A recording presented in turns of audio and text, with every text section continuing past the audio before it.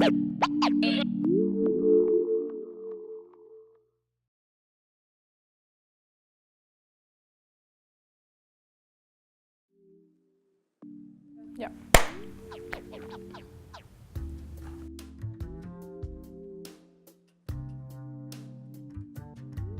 So my background lays in architecture. I'm an architect myself, and I really wanted to become an architect since I was a kid. But then when I started to study, I started to understand that I'm having problems of communicating my visions as an architect. So I failed many times of not understanding like why people don't get it. My drawings, my 3D models, my projects that I've put a lot of effort.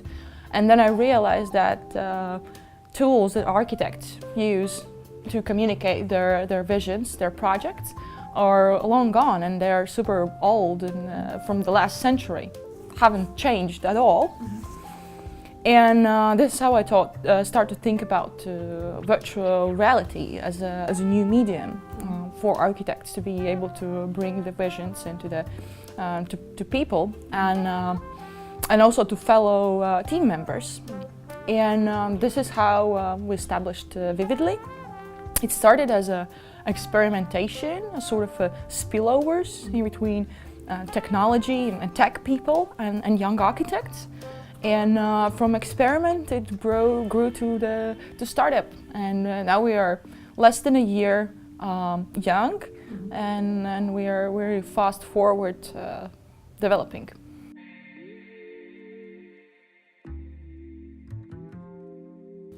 I wouldn't say that's a company that excites you that much, but that sort of atmosphere, that whole vision that enables you to meet so many people that really want to change something in the world. And this entrepreneurial spirit is more than just to build a business. It's about making change and making difference. And I think that is what I'm like, that drives me as well. And when it comes to our discipline, then synergy in between this technology, architecture, and human beings is what drives our team.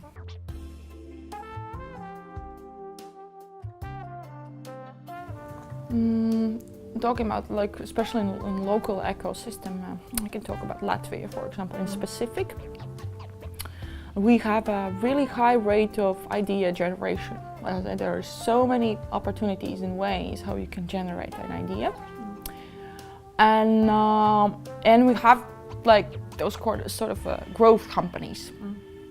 And everything in between, or especially the next step after you have this idea, you have met in hackathon, all right, or you have met in meetup and workshop. You have found that other two people to work together who have this idea. You even build a prototype. But then the next step, like for you as a team, basically to have a, routine of meeting each other for the next week, having a place where to meet each other. That's like we're gonna exchange emails and let's do that, but we exchange emails and nobody's actually paying attention, and then just wakes away. So this next step of building the physical even places where people can continue to work on their ideas in order to grow until that point when you're able to go for funding, because any of these, even private, public institutions or services, they don't. I mean, they need some sort of credibility. They need to see that it's worth to invest that money. And two guys and one girl. After hackathon, who have this idea and have no market validation. Maybe have some numbers, have something that is working, can't really reach that point, even for a couple of thousand, right? So to cover their working space costs. So I think that's a huge sort of a break where it breaks, and a lot of ideas and a lot of ventures have been just die at that moment. The second thing is the market presence. So right. Of course, for economy, for local economy, it's a must. It's much valuable to have sort of knowledge intensive, high value added ventures, companies, startups. But these kind of startups usually have this kind of disruptive sort of technology, and perhaps at this moment when they grow, they have a really niche of the market. And in local ecosystems, there is maybe one, two, or even none. I can speak also for ourselves. So we are introducing virtual reality for architects. And in Latvia, there's around 2,000 architects. But they're so sort of, into their daily job. Yeah. They're not global themselves. So technology adoption in general in this industry is slow. And in that local environment, even slower. So it's not possible to validate that kind of future technology with the sort of past thinking market, right? It's nothing bad about that, but it's just not the best ones in the world to build the technology for the future that would have this really huge value added.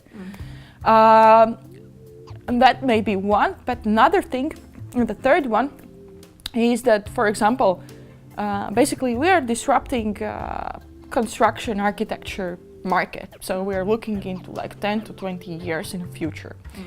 And I have noticed that me as a startup entrepreneur having this energy, let's do something, let's innovate. It can bring a lot of value and opportunities. But construction industry is run as a regular business. So they are sort of afraid of that energy, and so basically what I would like to point out is the knowledge gap in between us as young entrepreneurs willing to do stuff and those experienced ones, those really matured businesses who really know the thing, who know how the market works, and they could really contribute to us. But this is not working because of some reason. Because I don't know, you made me as a really young female entrepreneur, right? I can't really please them in that their sort of diplomatic way of doing business in old way.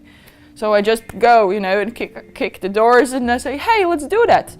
And then it's like, ooh, their fear of sort of a change or kind of dynamics is quite high, and that does not allow us to meet, and therefore we as a venture have to move outside to the markets, to the countries that have this kind of progressive, forward-thinking market presence where we can build with them the technology. So therefore the local ecosystem is actually losing the value of these kind of progressive, very, very knowledge-intensive and investment-intensive startups.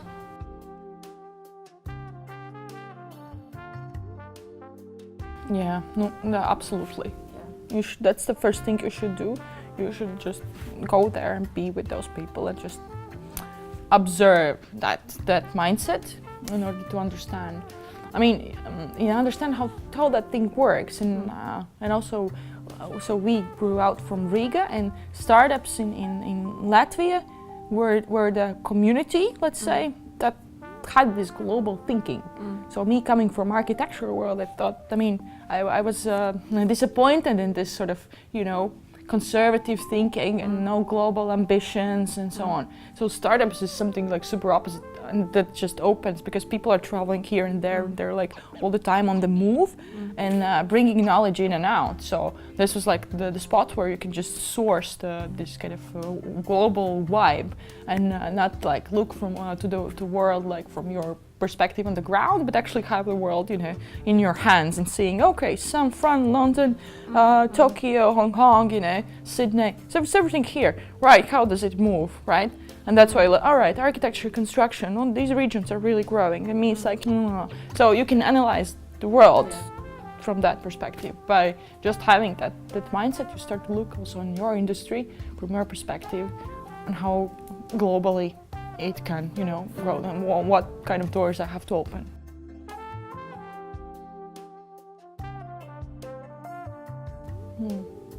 just do it.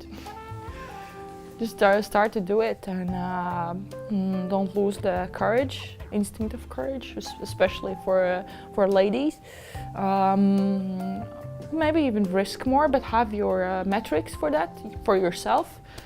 For example, you are starting, so put yourself like 3 months of like, after 3 months I'm gonna evaluate whether I'm able to do that or not. So 3 months of investment would request you the minimum sort of salary to like cover the living costs and so on.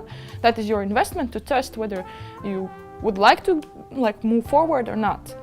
And then, after 3 months you should have something that is sort of, presenting your company, and with that you're already able to move to the next phase. Do you like it? You don't like it? You will be able to do that, you won't be able to do that. You can't do it forever. I think there are a lot of startups make a mistake on founders, basically, that they just start and they start to live with that idea so much that they just forget about everything else, and then it takes like 2 to 3 years, and they don't get to the next stage at all, because they don't have their own sort of deadline or their own way of evaluating whether you as a founder, as an entrepreneur, as a company, you're going to live. Is it worth to do that, right? Because it's not about just realizing your idea. It's about really, you making yourself wealth and growing as a personality and everything. You have to test whether you like it or you don't like it. You will be able to do that or not.